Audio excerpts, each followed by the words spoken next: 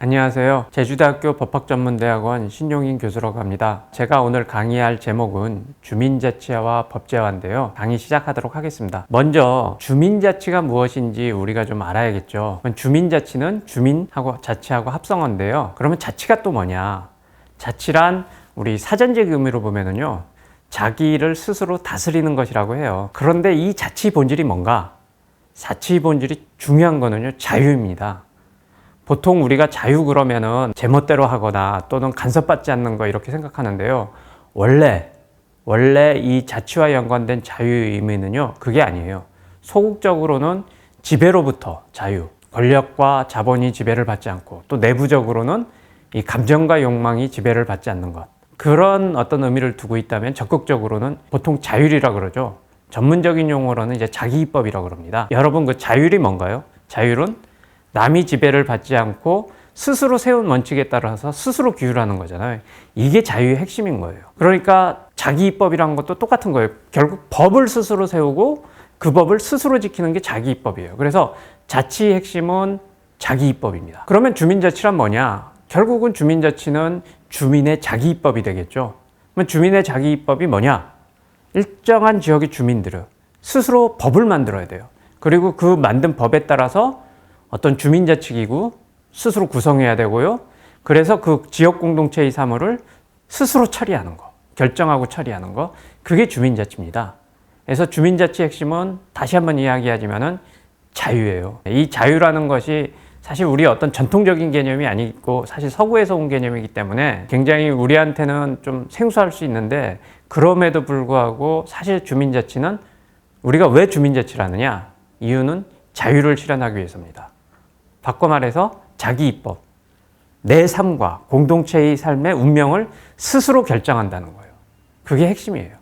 그러면 이 주민자치, 자, 이게 핵심인데 이 헌법적 근거를 또 우리가 살펴봐야 될 것 같습니다. 왜냐하면 주민자치라는 거는 기본적으로 헌법의 근거에서 실시되는 거거든요. 헌법 제1조를 보면요, 대한민국은 민주공화국이다. 대한민국의 주권은 국민에게 있고 모든 권력은 국민으로부터 나온다. 이렇게 돼 있습니다.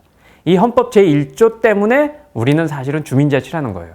만일 대한민국이 민주공화국이 아니라 독재국가다 또는 군주국이다, 그러면 주민자치 할 수 없겠죠. 그러나 우리는 민주공화국이기 때문에 또 주권자가 누구예요? 국민이잖아요. 그렇기 때문에 우리는 이 주권을 실질적으로 실현시키는, 또 민주공화국을 실질적으로 실현시키기 위해서 주민자치를 하는 겁니다. 그러면은 민주공화국이 뭐냐? 이것도 알아야 되지 않겠어요? 주민자치를 하려고 하면. 민주공화국은 간단히 말해서 민주주의, 공화주의를 기본 이념으로 하는 나라입니다. 근데 여기서 민주주의, 공화주의 하면 사람들이 뭔가 아는 것도 같은데 또 막상 그게 뭡니까? 말씀해 보십시오. 그러면은 머리를 그냥 긁적긁적 하시는 분들이 참 많아요. 왜냐하면은 우리가 이 민주공화국이라는 것도 사실 굴절의 역사가 좀 있습니다. 그러다 보니까 이 삶 속에서 좀 체화되지 않았거든요. 그리고 민주공화국이라는 게 워낙 또 다양한 의미로도 쓰였고, 역사적으로 이게 역사가, 민주주의와 공화주의 역사가 한 2500년 돼요.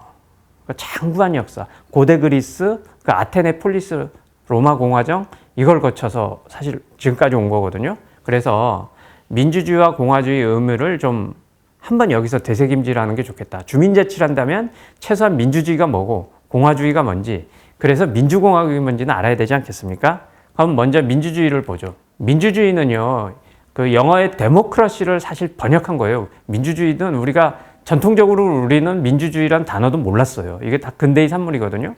영어의 데모크라시를 우리는 민주주의로 번역한 건데, 이 데모크라시는 또 어디서 나왔냐? 그 어원을 찾아보면요, 고대 아테네 폴리스, 거기서 왔어요. 그러니까 이 헬라어가 이제 폴리스의 언어였는데, 고대 아테네는 자기네 정체를 데모크라티아라고 불렀어요. 이 데모크라티아에서 데모크라시가 온 것입니다. 그럼 데모크라티아는 무슨 뜻이냐? 그게 데모스와 크라테인의 합성어예요. 그러니까 민주주의는 뭐냐? 시민이 통치, 시민이 스스로 통치하는 것. 아까 말씀드린 자기입법. 그러니까 사실 민주주의는 자치하고 통하는 거예요. 같은 말이나 다름없어요. 그래서 아리스토텔레스라고 이제 고대 그리스의 유명한 철학자죠. 시민을 어떻게 정의를 했냐면요, 시민이란 번갈아가며 통치하고 통치받는 사람이다, 이랬어요. 그러니까 시민의 핵심 징표는 뭐냐? 통치하는 거예요. 주민자치위원님들이나 어떤 주민분들이 이 강의를 들으실 텐데, 여러분들은 다 시민이시죠? 여러분들 중에 혹시 뭐 노예이신 분, 이런 분은 없을 거 아닙니까? 그러면 저는 여러분들한테 묻고 싶어요. 여러분들은 시민의 핵심 지표는 통치인데 여러분 통치하고 있나요? 여러분이 다스리고 있나요? 이 공동체를? 뭐 대한민국을? 그 여기서 좀 뭔가 의문이 들지 않아요? 아니, 민주주의는 시민의 통치라며. 대한민국은 민주주의를 지향한다며. 근데 내가 분명히 시민이야. 왜 시민인데 나는 통치하고 있지 않지? 이유가 뭐지? 그 이유는요, 원래 민주주의가 출발한 고대 아테네 폴리스와는 달리 오늘날 민주주의는 대의민주주의를 채택하기 때문이에요. 대의민주주의는 뭐냐? 원래 민주주의라는 건 시민의 통치인데 시민이 아니라 시민이 선출한 대표자, 대통령이라든지 국회의원이라든지 시장이라든지 시의원, 구의원이라든지 그 대표자가 대신 통치하고 있거든요. 이걸 대의제라 그러는데 이것 때문에 사실은 원래 민주주의는 시민의 통치인데 그 대표자인 엘리트의 통치로 변질돼 버렸어요. 그래서 루소 같은 정치 철학자는 이런 말을 했어요. 시민은 선거 때만 주권자 노릇하고 선거가 끝나면 다시 노예가 된다. 공감하시나요? 너무 좀 허황된 말을 한 것 같습니까? 지금도 사실 많은 분들이 이 루소의 말에 공감을 할 거예요. 그러면은 왜 또 우리가 퀘션 마크를 달 수가 있죠. 왜 민주주의 시민의 통치인데 왜 그건 이루어지지 않고 있을까? 고민해 봅시다. 그나마 민주주의인 여러분들이 좀 어느 정도 감이 오는데요. 공화주의가 뭐냐 그러면 공화주의에 대해서는 정말 막막하신 분들이 많아요. 군주국의 반대말? 그거 아닐까? 이렇게 생각하는데요. 공화주의도요. 나름 깊은 의미가 있습니다. 민주주의 못지않게. 공화주의는요. 우리 공화라는 거는 이게 공화도 사실은 우리 전통적인 용어가 아니에요. 이제 다 근대에 영어를 번역한 말이라고 보면 돼요. 공화는 영어로 리퍼블릭이라고 그러거든요. 그걸 이제 번역한 건데 리퍼블릭의 어는 어디냐? 라틴어, 그러니까 고대 로마가 이 제국이 되기 이전에는 공화정이라고 그랬어요. 근데 고대 로마 공화정을 자기네 로마 사람들은 뭐라고 불렀냐면은 레스 푸블리카라고 불러. 자기네 정체를. 그럼 레스 푸블리카는 무슨 뜻이냐? 레스라는 거는 물건, 재산, 것, thing 뭐 이런 뜻이고요. 푸블리카는 공공이, 모두의 이런 뜻이에요. 그래서 공화국은 뭐냐? 한마디로 말해서 특정 개인이나 특정 계급의 나라가 아니라 공공의 나라, 우리 모두의 나라라는 거예요. 멋있죠? 상당히 멋있는 거죠. 그러면은 어떻게 우리 모두의 나라를 만들지? 이거 공산주의 아니야? 이렇게 생각할 수 있는데요. 공산주의는 사유재산제를 폐지하고 재산 공유를 주장하잖아요. 근데 공화주의는 사유재산제를 인정합니다. 근데 그럼에도 불구하고 우리 모두의 나라를 만들 수 있는 방법으로 공화주의가 주창하는 거는요. 지배로부터의 자유예요. 자유의 소극적 의미가 지배로부터 자유라고 그랬잖아요. 그러니까 인간이 인간에 의한 지배가 이루어지지 않을 때, 소위 인간이 인간에 의한 지배는 결국 권력과 자본으로 지배를 하잖아요. 이게 이루어지지 않을 때, 그래서 어느 누구도 지배를 당하지 않을 때, 그게 공화국이 되는 거예요. 우리 모두의 나라가 되는 거예요. 그러면은 공화주의가 꿈꾸는 거는 지배가 없는 세상이에요. 그럼 여러분들한테 묻고 싶어요.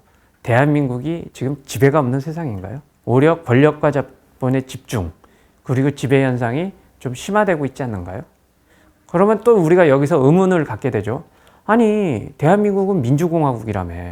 근데 민주공화국의 그 실상을 이렇게 들여다보면 대한민국엔 민주주의도 없고 공화주의도 없는 거 아니야? 이렇게 생각을 하실 수도 있겠죠. 근데 사실 민주공화국을 대한민국이 지향하면서 민주공화국을 제대로 실현하지 못하고 있는 건 사실이에요. 그럼 우리는 왜 민주공화국이 제대로 실현되지 않느냐? 민주공화국을 제대로 실현할 수 있는 방법은 뭐냐? 사실은 그게 주민자치긴 해요. 그걸 이제 이야기할 텐데 그 전에 민주공화국이 제대로 실현되지 않기 때문에 우리 한국 사회가 생기는 어떤 부작용, 불편한 현실, 그걸 잠깐 언급을 하고 이제 왜 대한민국이 민주공화국이 제대로 실현되지 않는지를 한번 짚어보도록 하겠습니다. 우선 대한민국은 권력과 자본이 집중 현상이 심화된다 그랬죠. 보면은 중앙집권적 시스템으로 인해서 우리 지금 모든 권력과 부는 중앙으로 집중하잖아요. 그래서 뭐 지방소멸, 위기 뭐 이런 이야기 나오는데 실제로 통계 보면 수도권, 서울하고 경기 지역이 국토의 12%밖에 안 돼요. 10분의 1밖에 안 되는데 총 인구의 50%가 몰려 있고요. 상장법인의 75%가 와 있어요. 총 예금 돈의 70%가 몰려 있어요. 20대 대학의 80%가 몰려 있습니다. 완전히 중앙으로 이 권력과 부가 쏠리고 있는 현상이 굉장히 심하죠. 그렇게 된 이유 중에 하나는 소위 말해서 우리 과거에 경제 발전 전략을 이제 선택과 집중을 하다 보니까 워낙 우리가 못 살았잖아요. 60년대. 워낙 못 살고 그대로 똑같이 동시에 다 발전시키기 어려우니까 재벌에 좀 집중을 하고 그러면서 사실 고도 경제 성장을 이뤘잖아요. 그런데 부작용? 예를 들면은 대기업하고 중소기업하고 차이도 커지고 특히 임금 차이도 여기 잠깐 들었습니다마는 실제로 대기업에서 내가 똑같은 일을 해서 정규직으로 100원을 번다면 중소기업 비정규직은요 여기 나와 있지만 40원을 벌어요. 여러분 똑같은 일을 하는데 누구는 100원 받고 누구는 40원 받고 하면 정말 이거 갖고 정의롭다고 생각할까요? 그리고 불평등은 더욱더 심해지고 있습니다. 이와 관련돼서 김나경 교수라는 분이 이제 논문을 하나 냈는데요. 보면 이 논문에 오늘 여기를 자세하게 설명드리긴 어렵고 다만 이 전체적인 추세를 보면 소위 빈익빈 부익부 현상이 심해지고 있고 특히 금수저 흑수저 현상도 심해지고 있다. 처음 예만 들겠습니다. 그러니까 1980년대는 내가 100만 원이 재산이 있다면 그중에 73만 원은 내가 노력해서 번 돈이고요. 27만 원은 부모로부터 받은 돈이에요. 우리 국민의 평균이. 근데 2000년대 와서는요. 소위 100만 원을 내가 갖고 있다고 하면은 58만 원은 내가 노력해서 번 돈이고 42만 원은 부모로부터 받은 돈이에요. 이게 나타내는 것이 뭐겠어요? 금수저 흑수저 현상이 심해진다는 거예요. 그리고 이제는 또 이제 소득도가 다 그렇게 돼가면서 어떤 문제가 생기냐면은 우리 사회가 좀 활력을 좀 잃고 있어요. 이제는 개천에서 용나는 시대 끝났다고 그러거든요. 그래서 학자들 중에는 대한민국은 우리가 이조 시대 때 그 이전이 이제 신분사회였잖아요. 신신분사회로 진입하고 있다. 금수저를 물고 태어난 애는 계속 상위층으로 가고 흑수저를 물고 태어난 애는 사람은 하위층으로 가야 되는 이런 문제가 지금 심각한 사회 문제로 지금 등장하고 있지 않습니까? 또 그러다 보니까 이렇게 권력과 부가 소수에게 집중되다 보니까 어떻게 되냐? 한국은 치열한 경쟁 사회가 됐어요. 드라마 스카이캐슬 여러분들 다 보셨죠? 이 스카이캐슬이 히트를 치는 나라 이거 굉장히 불행한 나라예요. 지금 대한민국은 어떤 나라냐? 전 국민이 태어나자마자 그 스카이캐슬에 들어가기 위해서 무한 경쟁하는 나라다. 그러면 스카이캐슬에 들어간 사람들은 행복하냐?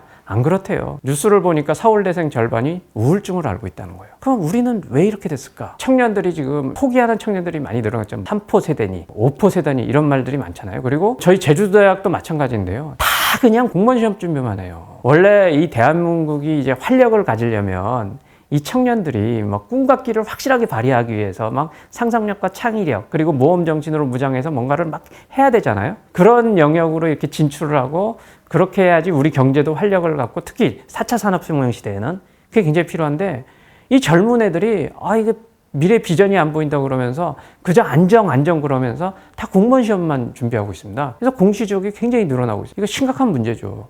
그리고 사실 좀 더 충격적인 건요. 자살률하고 출산율입니다. 우리가 90년대까지만 해도 사실은 자살률이요. 인구 10만 명당 한 10명 수준이었어요. OECD 선진국 평균 수준이었어요. 선진국이 보통 그렇게 자살한대요. 근데 2019년 보면은요. 24.6명까지 늘었고요.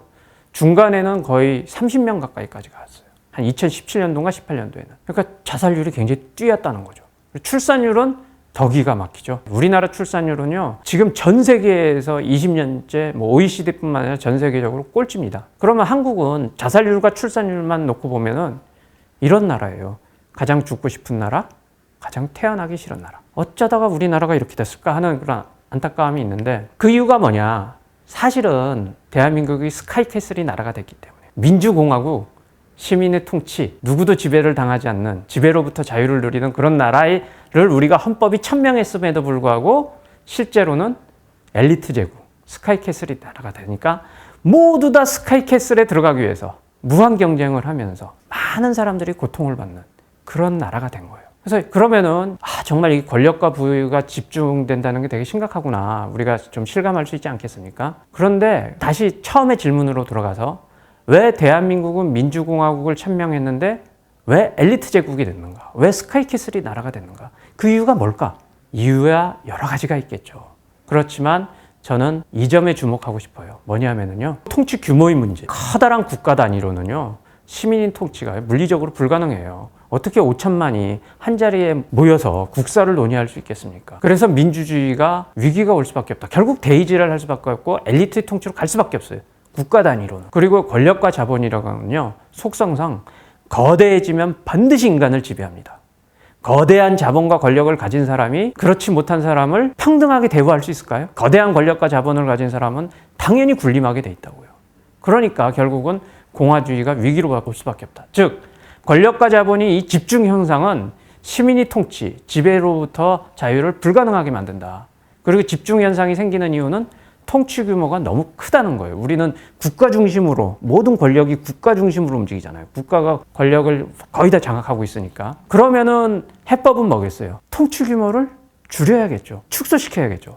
어느 정도까지 축소시켜야겠어요? 시민이 통치, 지배로부터 자유를 가능한 규모로 축소시키면 그 규모에서 통치가 이루어진다면 진정한 민주공화국이 실현되지 않겠습니까? 그러면은 시민이 통치, 지배로부터 자유를 누릴 수 있는 그런 어떤 규모, 그러니까 이상적인 자치 규모가 되겠죠. 이 통치라는 건 결국 자기 통치일 테니까요. 그런 규모는 어느 정도인가? 그걸 좀 살펴봅시다. 먼저 그 자치 규모와 관련돼서는요. 원래 이 민주주의라는 거는 민주공화국이 뿌리를 찾으라 그러면은 고대 그리스 폴리스죠. 근데 폴리스는요. 인구가 대개 수천 명 정도에 불과했어요. 상당히 소규모 공동체죠. 많아봤자 수만 명. 그래서 플라톤 같은 사람은 이 법률에서 이런 말을 했는데요. 이상적인 그 폴리스의 규모. 폴리스는 사실 도시국가잖아요. 국가인데 규모를 어느 정도로 봤냐면 5,040가구 정도 봤습니다. 우리 현대 기준으로 보면 한 2만 명? 그 정도 수준. 아리스토텔레스는요. 서로 얼굴을 알아볼 수 있는 정도가 적당하다고 그랬어요. 한 10,000명 정도로 봤어요. 아무리 커도 10,000명을 넘어가서는 안 된다라고 봤고, 특히 아리스토텔레스 같은 경우는 인구가 10만 명이 넘어가면 폴리스를 할 수 없다라고 단언했어요. 왜냐? 10만 명이 넘어가는 통치 규모에서는 엘리트 통치로 갈 수밖에 없다. 그리고 영국의 학자죠. 서머빌 같은 사람은 한 4,000명에서 2만 명 수준이 적절하지 않겠나 이렇게 봤어요. 이건 이제 이론적인 관점에서 이상적인 통치 규모가 어느 정도인지 살펴본 거고, 그러면 선진국에서는 풀뿌리 자치를 어떤 규모에서 하는지를 한번 살펴봅시다. 먼저 프랑스요. 프랑스는 인구가 한 6,500만 정도 돼요. 우리보다 한 1,500만 가까이 더 많죠. 프랑스의 소위 우리 시군 자치구와 같은 기초자치단체를 뭐라고 부르냐면 꼬민이라고 부르는데요. 평균 인구가요. 얼마인지 아세요? 1,800명이에요. 2,000명도 안 되는 숫자 갖고서 법 만들고 정부 세우고 세금 걷고 자치합니다. 독일은요, 인구는 8,400만 명인데 유럽 최강국이죠. 독일의 소위 기초지방자치단체는 게마인데라고 부르는데요. 평균 인구가 7,000명이에요. 미국은 워낙 큰 나라고 지방자치도 워낙 다양해요. 주마다 다 달라요. 그리고 기초자치단체 명칭, 그것도 다 다양해요. 근데 우리 동지역 같은 경우는 시티라고 부르고요. 읍면지역 같은 경우는 타운이라고 불러요. 그래서 한 동지역은 평균이 한 15,000, 읍면지역은 한 2,000 뭐 이 정도 해갖고요. 총 평균이 어느 정도 되느냐? 7,700명입니다. 스위스. 전 세계에서 가장 지방분권이 잘 된 나라. 전 세계에서 가장 풀뿌리 자치가 잘 이루어지는 나라.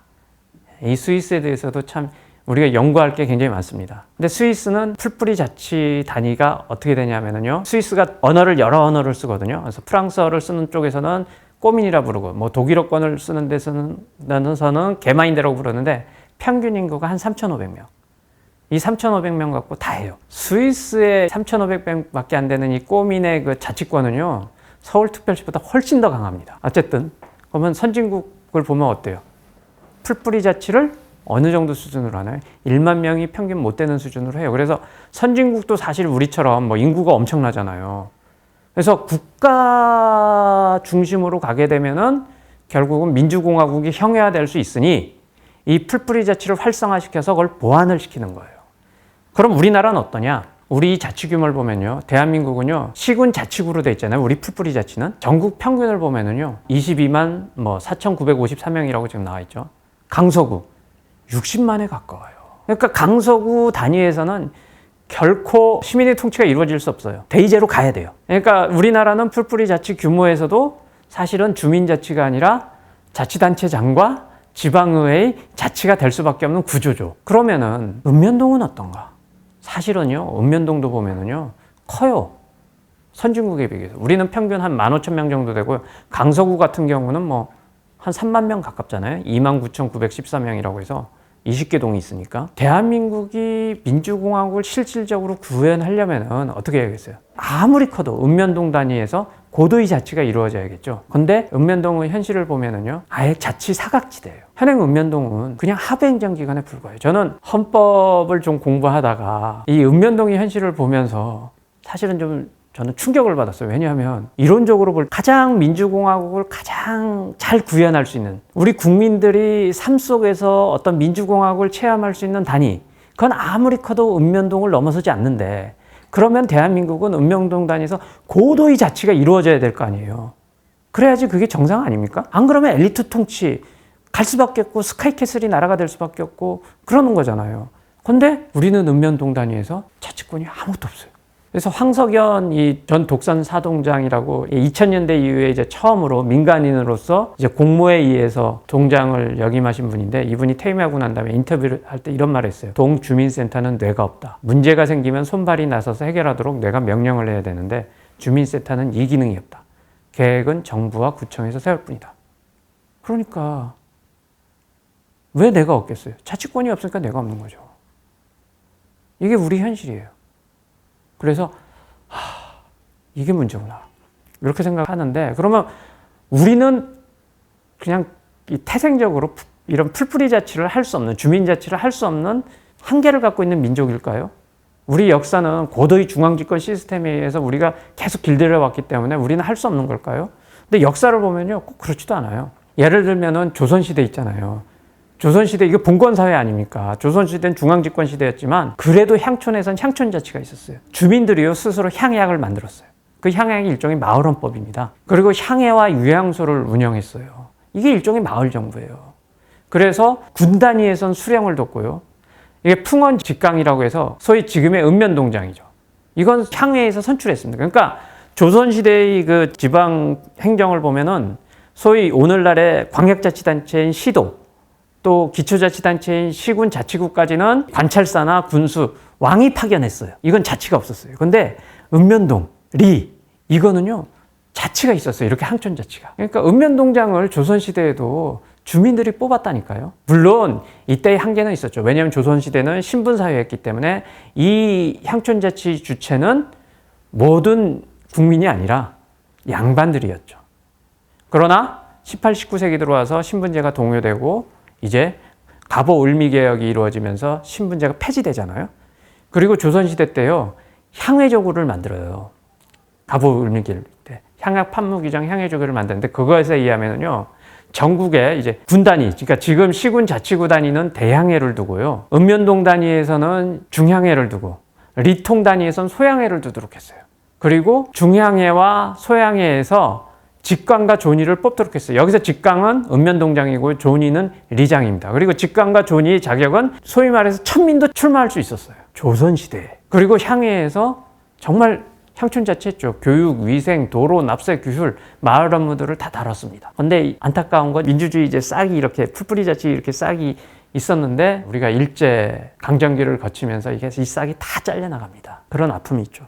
그래서 해방 이후에 아직 나라의 기틀이 제대로 세워지지 않았던 그 1공화국 시절에도요, 우리가 시읍면 자치제를 실시했고요, 동훈 준자치제를 했었습니다. 그리고 1공화국 시절 때 보면 여러분 읍면동장이요 주민손으로 뽑았어요. 아마 이제 나이 지긋하신 분들은 그 기억이 있으실 겁니다. 그런데 1958년 그러니까 이승만 대통령이 독재체제를 강화시키면서 직선제를 폐지시켜버리죠. 그러다가 4.19 혁명이 일어납니다. 4.19 혁명은 민주화 혁명이죠. 당연히 읍면동장 직선제가 부활이 됐어요. 부활이 돼서 부산에서는 실시가 됐고 서울은 5월 말 실시 예정이었는데 그 5월 달에 쿠데타가 일어나죠. 박정희 어떤 군사 쿠데타가 일어나고 박정희 대통령은 풀뿌리 자치 그런 거 안 좋아했습니다. 싹 폐지하고 임명제로 진환하고, 그리고 지금까지 우리는 주민자치 이야기는 하지만 실질적인 자치권은 갖지 못한 상태에서 오늘날까지 오고 있어요. 그래서 저는 바로 이러한 현실이 대한민국을 엘리트 제국으로 만들고 권력가부를 집중시키는 근본 원인이 아니냐. 우리가 풀뿌리 단위에서 진정한 어떤 그 시민의 통치와 지배로부터의 자유를 누릴 수 있었다면, 그래서 대한민국이 어떤 실질적인 민주공화국으로 기능할 수 있다면은 이렇게까지 가장 죽고 싶은 나라, 가장 태어나기 싫은 나라라는 그 오명을 뒤집어 쓰진 않지 않았겠는가, 그런 안타까움이 있어요. 그래서 제가 이와 관련돼서 또 하나 더 말씀을 드린다면, 우리 대한민국이 보통 나라가 아니에요. 대한민국은 대한민국 임시정부의 법통을 계승한 나라입니다. 독립운동가들이 피와 땀과 눈물로 독립운동을 해서 그게 바탕이 돼서 세워진 나라가 대한민국이에요. 그러면 우리 어쩌야겠어요? 대한민국 임시정부의 법통을 계승한 나라라면 대한민국 임시정부의 정신도 계승해야 되지 않겠어요? 근데 대한민국 임시정부의 정신이 뭐였냐면 삼균주의예요. 이게 굉장히 저는 시사하는 바가 있다고 봐요. 삼균주의가 뭐냐? 정치적으로는 권력을 균등히 나누고요. 경제적으로는 부를 균등히 나누고요. 교육으로는 지식을 균등히 나누고. 이러한 민주공화국을 건설하는 게 바로 임시정부의 이념이었고요. 임시정부가 1941년 11월 28일 날 대한민국 건국강령을 발표해요. 우리가 일제히 지배로부터 해방이 돼서 독립국가가 된다면, 이제 새로운 나라가 건설이 된다면 그때의 청사진, 그거를 발표합니다. 이거 굉장히 중요한 건데, 그 건국강령에서도 건국이념을 뭐라고 적시를 했냐면 상균주의라고 했어요. 정확하게 상균제도라고 했는데요. 그러니까 대한민국은 어떤 나라냐, 사실은 그 민주공화국이 뭐겠어요? 아까 말한 시민의 통치, 지배로부터 자유를 누리려면 사실은 정치에서 균권이 이루어져야 되고요, 경제에서 균부가 이루어져야 되고요, 교육에서 균지가 이루어져야 된다. 이렇게 될 때 대한민국은 어떤 진정한 민주공화국이 될 것이고, 바로 그것이 어떤 독립운동의 모든 것을 헌신했다는 어떤 독립운동가들의 뜻을 또 개성하는 거 아니겠습니까? 그래서 우리는 상근주의를 개성해야 된다. 그럼 그렇게 개성을 하려면 어떻게 해야 되냐? 읍면동마다 진정한 어떤 주민자치가 실현돼야 된다.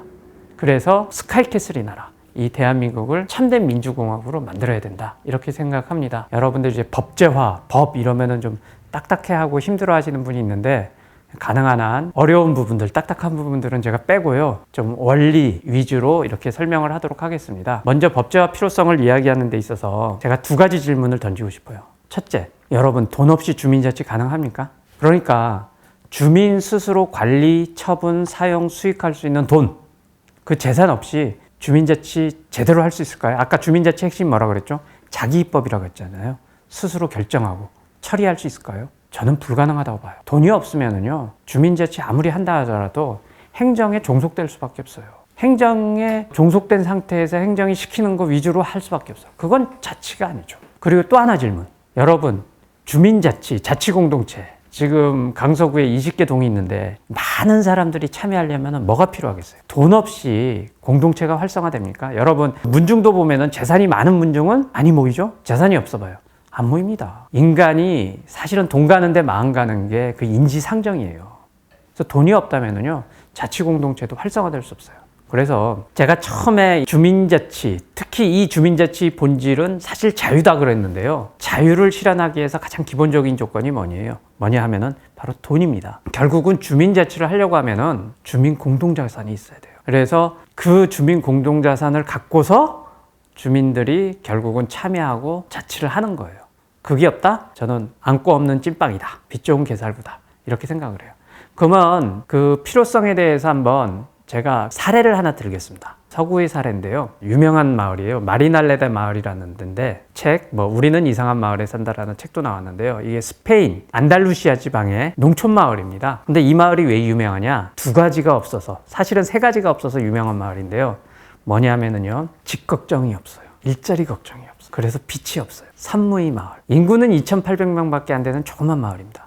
면적도 한 25평방킬로미터죠. 그러니까 우리나라로 치면 면지역에 해당하는 마을인데요. 이 마을은요, 공용주택이 완비돼 있어요. 그래서 월 15유로, 그러니까 우리나라 돈으로 한 2만 원. 이것만 내면은요, 정원이 딸린 50평 내지 60평 되는 주택에서요, 평생 임대료 인상도 안 합니다. 평생 자기가 죽을 때까지 살 수 있어요. 원하면은요, 자기가 집을 뜯어 고칠 수도 있어요. 그러니까 사람들이 집 걱정을 안 해요. 그리고 이 마리날레다 마을은요, 주민 공동 소유의 생산자 협동조합이 있어요. 생산 협동조합이 있어갖고요, 원하는 주민들은 여기에 다 취업을 시켜요. 그러니까 실업률이 제로예요. 그러니까 집 걱정 없죠. 일자리 걱정 없으니까 또 사람들이 좀 소박해요. 그러니까 빚이 없어요, 주민들이. 그래서 그 주민들은 자신의 마을을 평화를 추구하는 유토피아라고 부르는데, 여러분 어떠세요? 여러분 강서구에 있는 20개 동이 집 걱정이 없는, 일자리 걱정이 없는 그런 동으로 변한다면 여러분들 정말 살맛나지 않겠어요? 그런데 이 마을이 처음부터 이랬을까요? 처음부터 이렇지는 않았어요. 사실은 마리날레다 마을은요, 엄청나게 가난한 지역이었습니다. 마을의 그 땅의 대부분은 소수의 몇 명의 대지주가 다 차지하고 있었고요. 주민들은 다 소작농이었어요. 그래갖고 실업률이 60%를 넘겼고, 그러니까 대부분 실업자죠. 끼니도 못 때울 정도로. 우리나라 60년대보다도 훨씬 더 가난한, 정말 못 사는 동네였어요. 이렇게 못 살던 동네가 어떻게 집 걱정, 일자리 걱정이 없는 마을로 바뀌었을까? 신기하지 않아요? 이렇게 바뀐 계기가 있어요. 스페인도요, 우리나라처럼요, 과거에 독재 정치가 있었어요. 그래서 프랑크 총통이 독재자로서 군림을 하다가 1975년도에 사망을 합니다. 그래서 스페인이 민주화 바람이 불어요. 그러면서 지방자치를 실시하는데 우리나라랑 달리 우리나라는 지방자치 한다고 했지만 정말 지방자치 해야 될 읍면동은 제끼고 했잖아요. 시도 시군자치구. 결국 엘리트의 통치 대의제를 할 수밖에 없는 그 규모에서 우리나라는 지방자치를 했잖아요. 읍면동은 자치사각지로 나는데 스페인은 그렇게 하지 않았어요. 스페인은요 정말 우리 읍면동 지역과 같은 풀뿌리 단위에도 다 지방자치를 했어요. 그래서 마리날레다도 자치시로 바뀌었어요. 인구가 2,800명밖에 안 되는데. 그렇게 자치시로 바뀐 다음에 그러니까 이제 시장을 뽑아야 될 거 아닙니까? 옛날에는 다 이제 독재자가 임명을 했지만 우리도 지금 읍면동장 다 자치단체장이 임명하잖아요. 자치단체장이 독재자는 아니지만 임명하는데 스페인 같은 경우는 어떻게 했냐? 읍면동장을 주민선으로 뽑게 한 거예요. 그러니까 우리식으로 본다면. 그래서 이제 시장 선거가 있었는데 그때 30살의 당찬 젊은이가 출마를 합니다. 역사교사 출신의 30살. 출마를 하면서 어떤 공약을 내세우냐면 우리 마리나델말라 마을이 이렇게 찢어지게 가난한 이유는 주민들이 땅이 없기 때문이다. 내가 시장이 되면 주민들이 땅을 갖게 하겠다. 대주주가 갖고 있는 땅을 주민 모두의 땅으로 바꾸겠다. 이런 엄청난 포퓰리즘이죠. 이런 엄청난 이 공약을 하고서 당선이 됐어요. 근데 여러분 스페인이 어떤 나라입니까? 자본주의 국가예요. 자본주의 국가에서 아무리 주민 직선이라 대통령도 할 수 없는 거지. 그렇게 대주주 땅을 빼앗아 갖고 주민들한테 주면 되겠어요? 안 되잖아요. 근데 일개 읍면동장 수준에서 그게 어떻게 가능하겠어요? 근데 고르디오는 어떤 방법을 택했냐면 스페인 정부한테 요구를 한 거예요. 대주주 땅을 사서 우리한테 달라. 그러니까 처음에 스페인 정부는 기가 막히죠. 아니 당신들이 뭔데 우리한테 그런 걸 요구해? 하면서 묵살했어요. 근데 묵살을 했는데도 불구하고 이들은 투쟁을 한 거예요. 싸웠어요. 단식하고 농성하고 뭐 시위하고. 근데 평화적으로 했죠. 그렇게 막 하다 보니까 10년을 하다 보니까 여론이 이제 일어난 거예요. 아 정말 마리날레다. 저 주민들 저렇게 고생하고 있는데 정부가 땅 사서 좀 주민들한테 줘라. 이 여론이 일어나니까 스페인 정부가 결국 1991년도에 대지주의 땅, 그 마을의 절반에 가까운, 마을이 25평방킬로미터라고 그랬잖아요. 12평방킬로미터를 구입해서 주민 공동자산으로 제공한 거예요. 그리고 그 땅을 바탕으로 공영주택을 건설하고, 이게 한 360만 평 되는 땅이거든요. 그리고 우모소 농장이라는 협동조합을 조직, 또 주민총회, 마리날레다 마을은 이제 주민총회에서 중요한 것들을 결정하거든요. 그런 집정민주주의를 실현하면서 지금과 같은 집 걱정 없는, 일자리 걱정 없는 그런 마을로 변신한 거예요. 그러니까 마리날레다 마을에 만일에 주민자치가 없었다면, 자치가 없었다면 이게 가능했겠어요? 계속 뭐 자치단체가 임명하는 동장, 면장, 장, 이 시스템이 계속 유지됐으면 이런 일들이 벌어졌을까요? 이게 자치의 힘인 거예요. 영국도 풀뿌리 자치가 굉장히 잘 돼 있는 나라입니다. 그리고 영국에서 그 풀뿌리 자치에서 도시 재개발 사업, 우리나라도 지금 막 그거 많이 하려고 하잖아요. 가장 성공적인 재개발 사업이 바로 코인 스트리트 공동체의 재개발 사업이에요.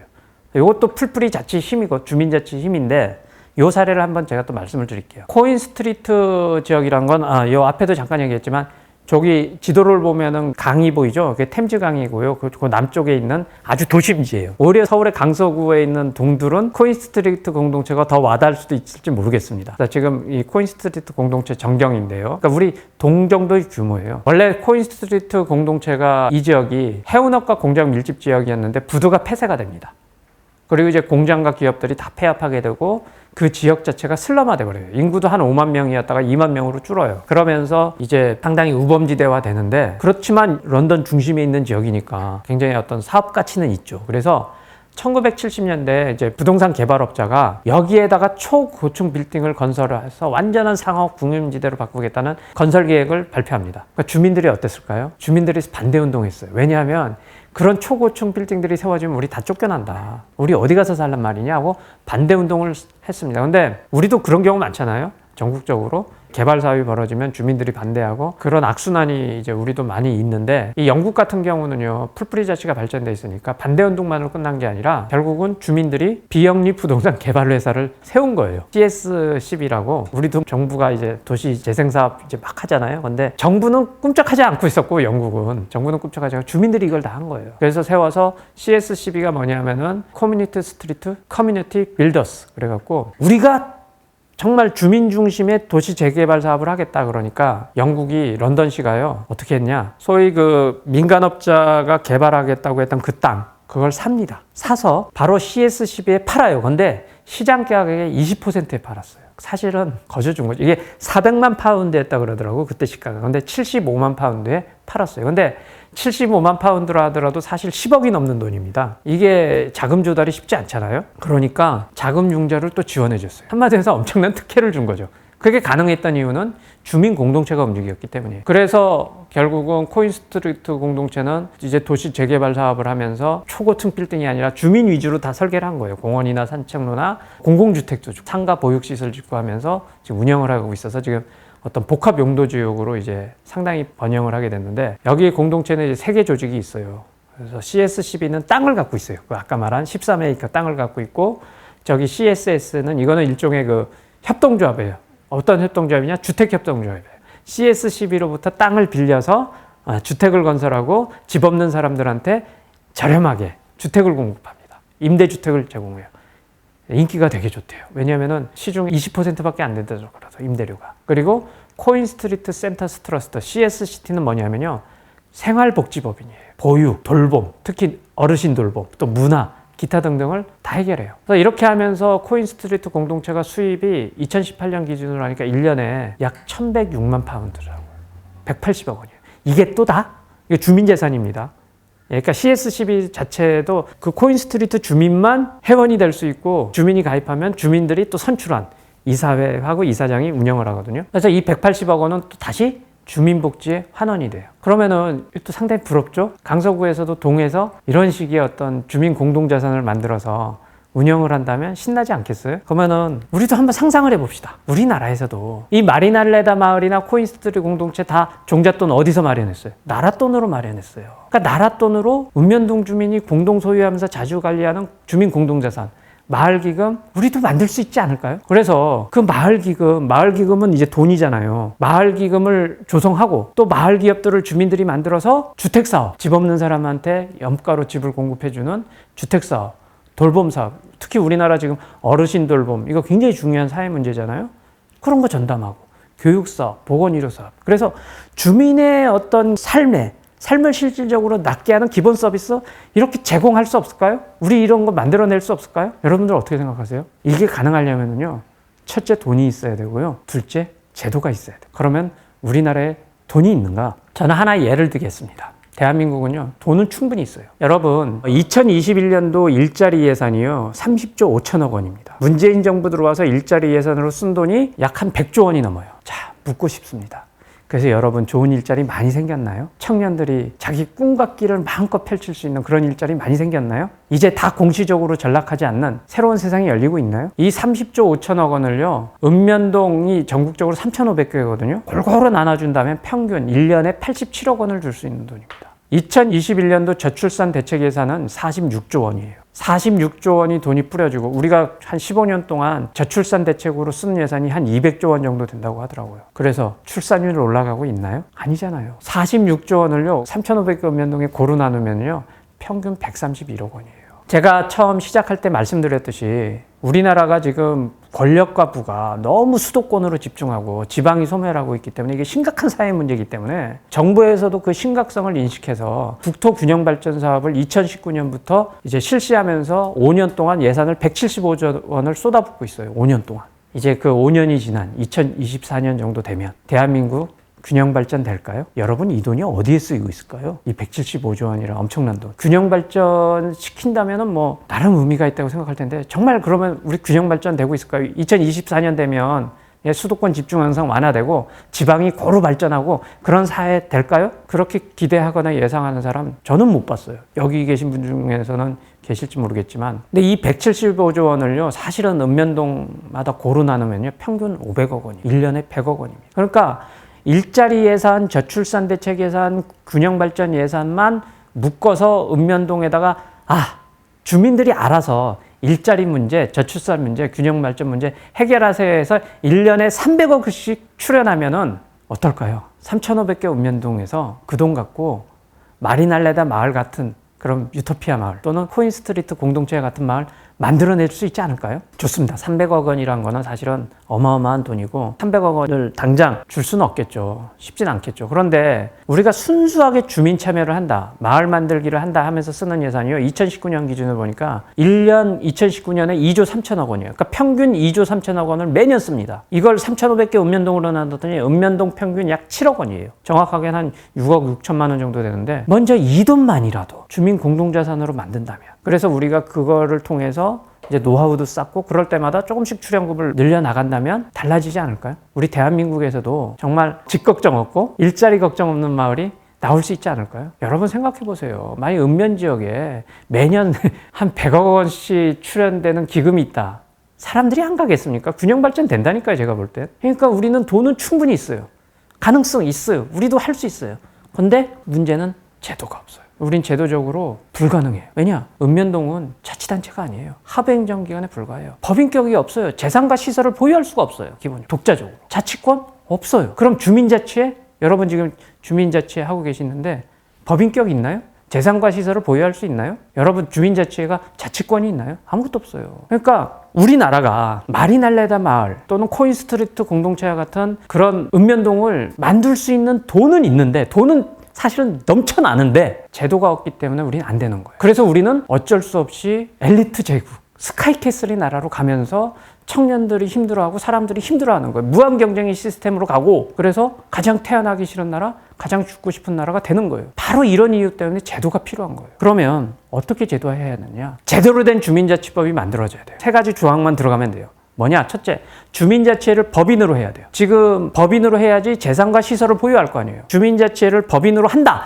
이 한 줄만 들어가면 돼요. 주민자치법에. 이 한 줄만 들어가면 주민자치회는 법인이 돼서 재산과 시설을 보유할 수 있게 되는 거죠. 그리고 또 하나는요, 주민자치회가 자율적으로 마을기금을 조성 운영할 수 있다는 규정이 들어가줘야 돼요. 자율적으로 마을기금을 조성 운영하지 않게 하면 다 행정이 간섭하고 지금처럼 뭐 주민참여 예산 하더라도 공모사업 위주로 가고 이럴 거 아닙니까? 물론 뭐 공모사업 위주로 가고 뭐 그것도 효율적으로 쓴다면은 의미가 있겠지만, 저는 이 주민참여 예산 때문에, 그 예산으로 인한 사업 때문에 내 삶이 질이 높아졌다고 이야기하는 주민을 아직까지는 만나보지 못했어요. 그게 뭐 동네를 좀 발전시키고 뭐 어쨌든지 모르겠지만 주민 피부에 와닿는 그런 혜택은 없는 것 같아요. 근데 만일에 예를 들면 그 매년 7억 원 지금 배당할 수 있다고 그랬잖아요. 읍면동마다. 차라리 저는 지금 이렇게 쓰느니 7억 원 마을기금 조성하면 7억 원 딱 출연하면은요, 그 7억 원 갖고 저는 주택 사는 거예요. 그래서 그 마을에 집 없는 사람 단 한 가족이라도 집 걱정 없이 살게 하고, 그리고 나오는 임대료 수익은 나중에 주민들한테 연말에 n분의 1로 배당하고, 그러면은 지금 주민참여예산 쓰는 것보다 좀 뭔가 실질적인 혜택이 있지 않겠어요? 이렇게 자율적으로 쓸 수 있도록 하는 게 중요해요. 그리고 또 하나는 하나 더 있어요. 국가 및 지방자치단체가 마을기금에 출연할 수 있는 근거 규정이 마련돼야 돼요. 이렇게 3가지만 마련되면은요, 대한민국에서 아까 말한 마리날레다 마을이나 코인스트리트 공동체와 같은 그런 읍면동이 나올 수 있어요. 그건 이제 주민이 하기 나름이죠. 근데 우리 국민은 아주 우수하고 전 똑똑하다고 봐요. 분명히 3,500개 읍면동 중에서 히트치는 읍면동이 나올 거라고 봅니다. 그리고 하나가 나오면 와 따라하면서 대한민국이 확 바뀔 거예요. 근데요, 그렇게 제도화가 그래서 중요한데, 지금 여러분들 아시다시피 국회에 주민자치 법안이 사실은 발의가 돼 있습니다. 7개나 발의가 돼 있어요. 7개 발의된 법안 중에서요, 제가 주목하는 법안이 3개가 있습니다. 첫째는요, 주민자치 기본법안이에요. 이 김영배 의원이 발의한 법안인데, 이 법안에 의하면은요, 주민자치회를 법인으로 하고 있고요, 주민자치회가 독자적으로 특수목적 법인을 설립할 수 있도록 했어요. 자율적으로. 그리고 국가지방자치단체가 거기에 출연할 수 있도록 돼 있어요. 그러니까 주민자치 기본법안에 마련된 내용대로만 입법화되더라도 대한민국에서는 마리날레다 마을이나 코인스트리트 공동체와 같은 멋진 주민자치가 실현되는 읍면동이 나올 수 있어요. 그리고 주민자치의 법안이라고 해서 이제 김두관 안이나 이명수 안도 또 제가 주목을 하는 게, 여기도 보면은 법인으로 할 수 있도록 하고요, 재산과 시설을 보유할 수 있도록 하고 기부금도 받을 수 있도록 했어요. 물론 이제 국가 및 지방자치단체의 출연 조항은 여기는 없어요. 그래서 좀 약하긴 한데, 그래도 이 법안이라도 마련되면 뭔가 전기를 마련할 것이다. 그래서 이런 내용들이 사장되지 않고 통과만 되더라도 대한민국의 주민자치는 새롭게 바뀔 수 있다. 이런 생각을 합니다. 그러면 주민자치를 근데 지금 이렇게 7개가 발의되고 있는데 어떤 식으로 법제화할 것이냐, 이것에 대해서 말씀을 드리겠습니다. 아까 말한 그 3가지만 가질 수는 없잖아요. 그건 이제 그거 외에도 사실 주민자치의 어떤 모델, 청사진을 우리가 그려야 되지 않겠어요? 특히 모델을 그리는 게 되게 중요한 게, 만일에 강서구도 그렇잖아요. 강서구에서 우리가 꿈꾸는 주민자치가 뭔가 우리 한번 상상해보자 해서 나름의 모델을 정립하지 않는다면 법제화를 하더라도 어떻게 하겠어요? 그때그때 필요에 따라서 그때그때 요구에 따라서 주먹구구식으로 하고 임기응변식으로 할 거 아니에요. 그럼 막 땜질식 입법이 되고 진짜 어디로 갈지 모르는 주민자치가 될 수 있어. 그래서 기본적으로 주민자치의 모델이 정립이 돼야 된다고 저는 생각을 해요. 그리고 그걸 바탕으로 뭐 한술밥에 배부르겠습니까? 단계적으로, 체계적으로 이렇게 법제화를 하면 되지 않겠느냐. 그리고 주민자치 모델은 주민자치 본질, 우리 자유를 실현할 수 있는 그런 모델이 돼야겠죠. 그러면 어떻게 그런 모델을 정립할 것인가? 이와 관련돼서 사실은 굉장히 의미 있는 작업이 이루어졌어요. 뭐냐면은 주민자치법제화 전국 네트워크가요, 주민자치 법제화 핵심 쟁점, 이거 12개를 추출했는데, 그리고서 그 12개마다 다 선택 방안들을 또 달았어요. 요 12개 갖고 논의를 하다 보면 우리가 원하는 주민자치가 어떤 건지에 대한 그림이 나올 수 있도록 돼 있어요. 그래서 모델 정립하고 그 방향으로 법제화가 되지 않겠느냐. 다시 한번 말씀을 드리지만 이 주민자치 법제화 전국 네트워크가 주민자치법 주민인선으로 만듭시다 하면서 이제 그 핵심 쟁점 12개를 선정한 거, 이게 상당히 의미 있는 작업이다. 그래서 12개가 뭐냐 이렇게 많습니다. 한번 쭉 읽어보시면 될 것 같은데, 근데 이 12개를 한꺼번에 논의하려면 이제 되게 혼란스럽고 번잡하잖아요. 그래서 다시 3단계로 나눴어요. 1단계, 3단계에서 1단계는 주민자치 회원 누구로 할 거냐? 기능은 어떻게 규정할 것이냐. 먼저 이걸 공론장에 붙여보자. 만일에 주민자치 회원을 주민 전부로 하게 되면은요, 어떻게 되느냐? 그리고 또 주민자치의 기능 관련돼서 주민자치회의 자치권을, 자치사무를 부여한다 이렇게 되면은 사실상 주민자치회는 어떻게 되겠어요? 사실상 읍면동 자치기관으로 갑니다. 우리가 진짜 제대로 된 주민자치를 할 수 있게 돼요. 근데 주민자치회원을 만일 주민자치위원으로 한정하거나 주민자치의 사무를 현행 수준에서 그냥 둔다면은 입법을 하더라도 지금 주민자치의 모습에서 크게 다르지 않겠죠. 그러니까 우리가 어떤 걸 선택할 거고 어떤 걸 모델로 할 것인지 고민해 봐야 된다는 거예요. 그리고 두 번째로는 이게 일단 고민이 되면 주민자치 법인을 할 것인지 말 것인지. 아까 말했듯이 법인으로 해야지만 재산과 시설도 보유할 수 있고 국가나 지방자치단체로부터 출연도 받을 수 있잖아요. 근데 법인으로 하지 않게 되면 안 되겠죠. 그런 그림을 그리고 주민자치를 어떻게 구성할 거냐, 어떻게 조직할 거냐, 또 주민자치위원회는 어떻게 선정할 거냐, 재정은 어떻게 할 거냐, 아마 재정과 관련돼서 또 마을기금이 문제되겠죠. 논의될 수 있겠죠.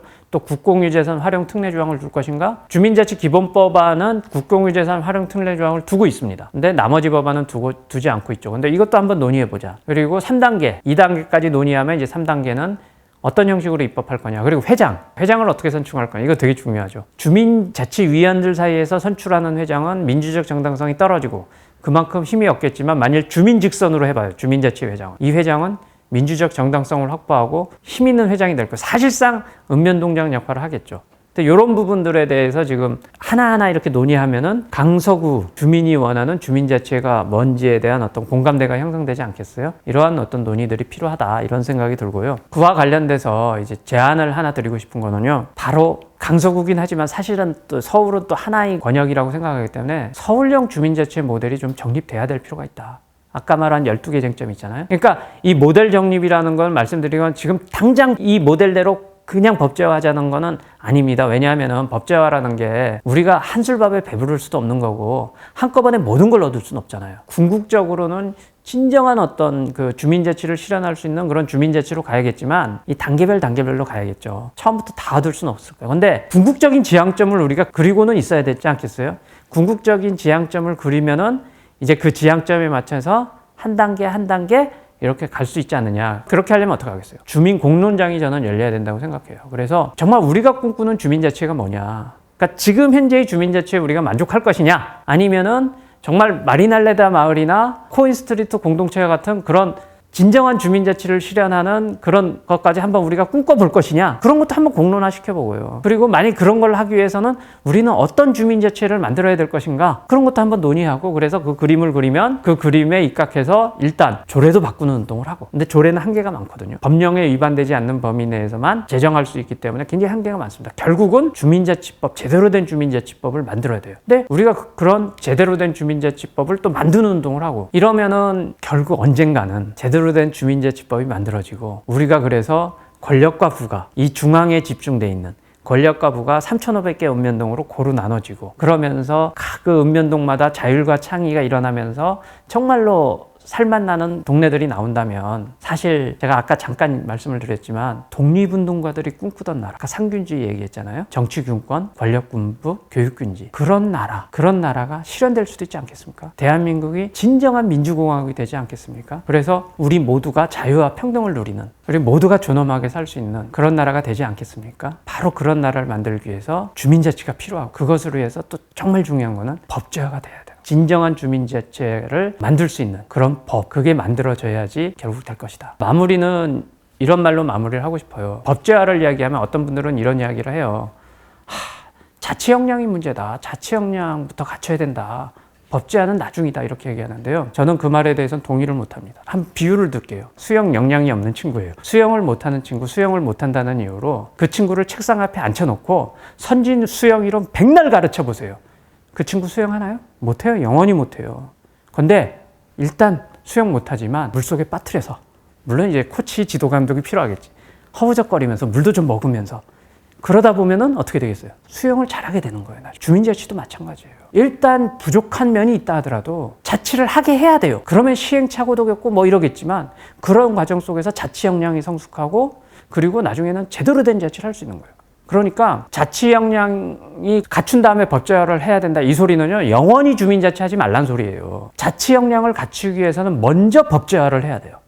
그리고 그 법제화를 바탕으로 자치 역량을 성숙시켜 나가면 돼요. 그러면 대한민국은 진정한 민주공화국이 될 것입니다. 헌법 정신이 현실 속에서 그대로 구현될 수 있는 그런 나라가 될 것입니다. 이상으로 주민자치와 법제화 강의를 마치도록 하겠습니다. 감사합니다.